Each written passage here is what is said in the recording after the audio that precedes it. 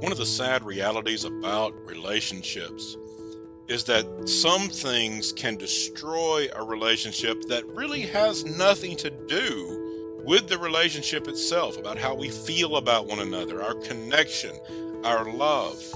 And yet, there are things that can impact that relationship and even destroy it that we must know how to navigate. And one of the big ones is money.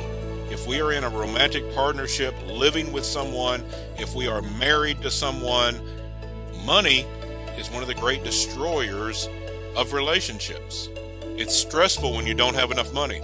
It's stressful when you do have enough money, because very few people have enough where they don't have to make choices. And even if you have a lot of money, how do you use it? How do you manage that money? All those are stressful questions. And when people who are married, who are living together and sharing finances that don't agree on money issues, it is a real relationship killer. These are the people that sometimes say things like, I love them, but I can't live with them. Fights about money leads to that kind of statement, because we may still have an emotional bond. We may still truly care about that person. We may still have romantic feelings for them and attraction to them and all of the things that go into a romantic relationship. And yet, if you have vastly different ideas of what money is for and how to use it, you may not be able to live together. It may cause such stress that you can actually lose that romantic relationship, that spouse, that love that you have, from the stress and the arguments and the fighting that money can bring. So what do you do as a couple, sharing finances, living together, when it comes to money? Well, there are lots of ways to manage money. And there's no shortage of financial advisors out there that will tell you how to do it. I'm not one of them. I'm a relationship coach. I'm not a financial advisor. But I will say, from a relationship standpoint, it doesn't really matter how you manage your money, as long as you come to an agreement. Some people are spenders, some people are savers. And it's okay to have one of each in a relationship. In fact, sometimes that works really well. You can balance one another, as long as you can come to an agreement.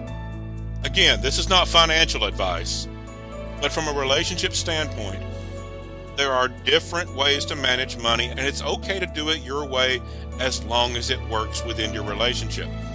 And if it does not, find a referee, find a third party, go to that financial advisor and say, we don't agree on money.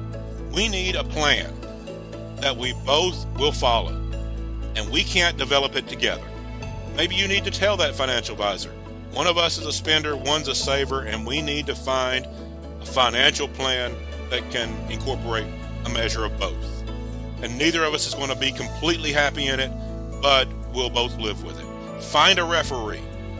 Do not let money destroy your relationships. Don't fight about money. Find a referee, find that third party, and develop a plan, and then you have to commit to it. If you love that spouse, that partner, you may not get everything you want money-wise. You may have to go by a plan you're not 100% happy with, but know that sacrifice you're making is for the sake of the one you love, and it's for the sake of your relationship, because money can destroy relationships when it becomes a stressor and a constant fight.